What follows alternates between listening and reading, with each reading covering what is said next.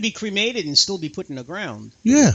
It just speeds things up a little, It takes a lot less space. But you're paying for the whole space. Doesn't make a difference. Yeah. I don't know. As you could tell, ladies and gentlemen. We're going off topic a little bit. No, we talk about anything and everything here. There is nothing that's off limits.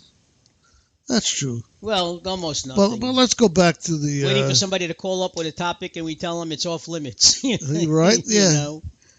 Let's go back to politics for a little bit.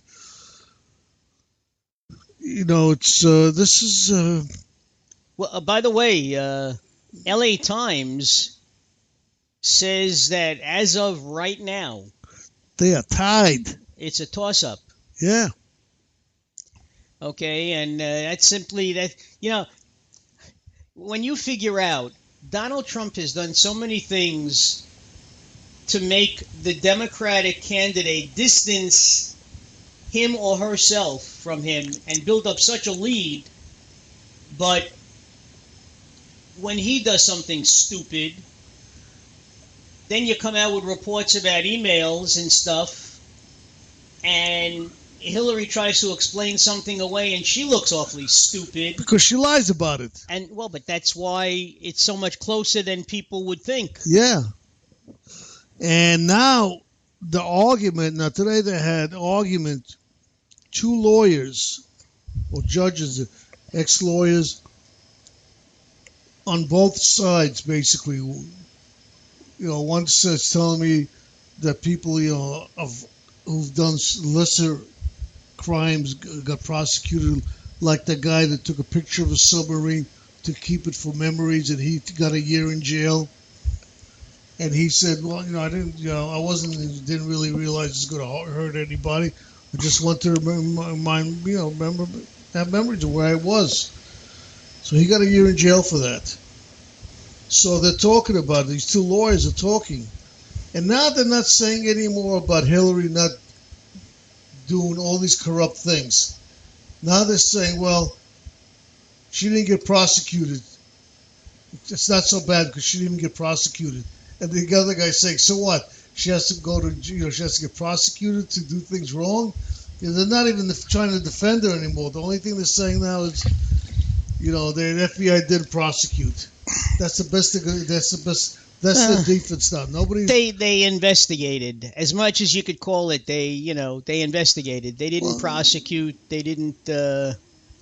Look, they didn't prosecute because they, Because we don't know why. Because if you see what's going on, now the lawyers were saying, if you were somebody else said, I don't know, 39 times. It's basically like saying, that's like I take the fifth. Yeah, exactly. And they said they normally, if somebody had so many denials, they would prosecute. They would continue on because they wouldn't believe that such a bright woman who's supposed to know everything and who had training on secret documents. She signed off her training. And she knows what C is, what CE is, CT is. She also knows how to tell a document is,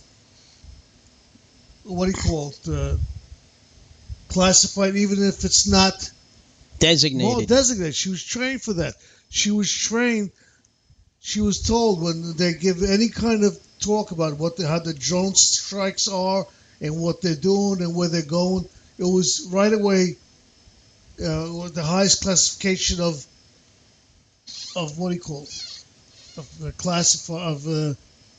highest classification. Well, and she had open talks about drones. She's reading it there. It's highlighted. These drones were going to Iraq and doing this, and they said if the minute she read that email, she should know that's classified. There's no question. It doesn't have to be classified. She's smart enough to know that it's classified, or she should be.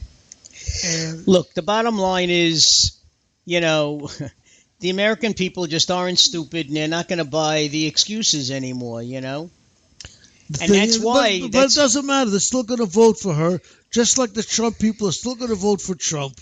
Well, I'm still going to vote for her because I think what it boils down to is she has the better temperament, and I trust her more with those nuclear codes than I do him. Now, when they show him in a commercial, and he says, and you could tell them that they could go F themselves, You don't think Hillary says things like that one off camera? Come on. Everybody the difference does. is off camera. Yeah, I know. Now, what? They have. Did you hear about that? The couple of Secret Service guys that were quit, and then they're talking about Hillary. They quit. They quit the Secret Service. They left the Secret Service. They retired, whatever. All right. So and they wrote books, and they said Hillary was one of the worst people to ever work for. First ladies, you mean? The First Lady and Secretary of State. He goes.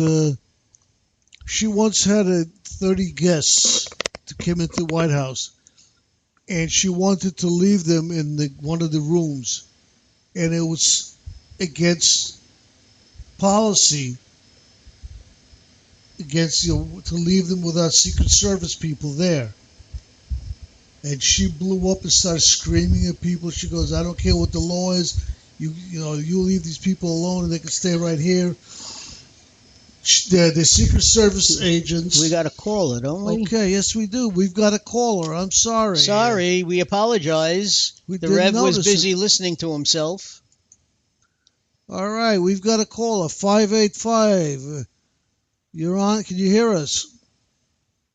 I could hear you guys. It's Chad. How you doing, buddy? Hey, Chad.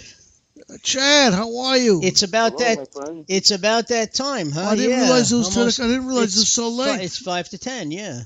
Yeah, I guess we were talking. It's 5 to 10. Yes, we lost ourselves. I didn't. And now it's your job to help us find ourselves again. Yeah, well, I'm looking at the 585, and it didn't even click. I thought it was much earlier. Yeah, it's 10 o'clock. I said, let me call my... My clock says 5:45. Forget about it, friends. Felix and Mark. How was your week? It was great. Started the new job, and I love it, and I won't bore anybody with it. I'm learning a ton and having a good time. Well, that's good. I think I'm going to enjoy my weekend, my Labor Day weekend with my family, and we're gonna go see Ben-Hur. The new one. Ben-Hur if you get a chance, if you're going to see the new one, try to rent the old one, because obviously, Charlton Heston and Yul Brynner, the cast doesn't get much better than that. This one got mixed reviews, but just show the kids both. And, I'm sure they'll probably like the newer one better, because I understand you can see it in 3D. So, that would be entertaining for them, We're going to go see it together.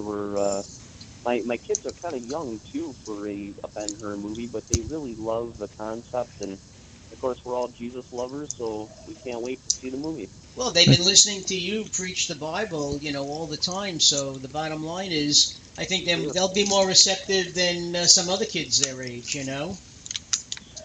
Absolutely. Yeah, in fact, this is there's no language in here, but there is violence, and I'm bringing my older kids. They are they've seen Passion of the Christ, and you know how violent that could. Yes, it was very violent. And but that's the realism of that day, and I can appreciate directors and writers trying to depict what happened in the Roman first century, pagan world, if you will. It's actually prophesied. Yeah, it should be an interesting movie. The first, like Mark said, the first one was a good movie, and the Magnificent Seven are also back in a new movie. What? The Magnificent Seven. Oh yes, I know, but I can't see how. Yeah, I can't see how anything could match the original, especially with the cast that they had. They had such a great cast. But that's what happens when they don't have great shows on Broadway. They bring back some old ones, they revamp them, and when they don't have a whole slot of movies, they remake some of the old ones. Yeah, well, I heard that Clint Eastwood and Eli Wallach are in Magnificent Seven. Isn't Eli Wallach dead? I don't know. But who's in it? What's his name? The black actor. My mind just left Jamie me. Foxx? No. The one with Ben-Hur? The one who was in Django? No, he's a famous actor. He usually plays. My mind just went blank. Probably the most famous black actor there is. Morgan Freeman. No, not him. They had Morgan. You can't be more popular than Morgan Freeman. He played God. That's true. Really. No, who's the guy? What the hell's his name? It was an awful movie, but yes. It was a comedy. Okay, you have to take that into consideration. It was a comedy. Yeah. What the hell's his name? He's soft-spoken Denzel guy. Washington? Yeah. Denzel's in it. Well. Denzel. Yeah, so, they... Jamie Foxx? At this point... No, Denzel Washington was not Jamie Foxx. At this point, actors like Denzel Washington... they make a movie every so often just to let people know that they're still alive. They certainly don't need the money. Yeah, he's done well for himself. Well spoken. They read the script. Morgan Freeman in Dreads is pretty bad. Yeah, right. Well, I tell you, Morgan Freeman does terrific voiceovers when they have documentaries. He has a great voice. He's got a great speaking voice. He took over where. We like Morgan Freeman in few movies. Morgan Freeman's a talented actor, but I guess he's quite unique in the clips that I did see in Ben-Hur. He seemed to we really loved him. Remember when Robin Hood came out? Kevin Costner's Robin Hood. Right. That was the early '90s. Yeah, he was really. I thought that Morgan Freeman was excellent in that movie. He played a great Arabian, African. I don't know what culture he's from, but he plays somebody who is not from that land, obviously. I forgot the character is from. Yeah, what part does he play in Ben-Hur? I wonder. He plays some sort of mentor. That's all I know. I don't think it's in the original Ben-Hur. Judah Ben-Hur, crashes into the ship. He survives. He ends up on his island. He's seeking revenge against his brother now. I think that's probably where he meets Jesus. Well, actually, according to the original, and I did read the book by the general wrote it. I forgot his name, but because Ben-Hur is subtitled "The Story of the Christ." Okay. Yeah, it's the story of Jesus. It concentrates. Well, because it concentrates on Ben-Hur and the uprisings, but in the end, first his girlfriend gets won over by Jesus' preaching, and then he gets I would say converted, but it's not a religion then, but he gets converted to believing that Jesus was the answer, because at first, he was very violent.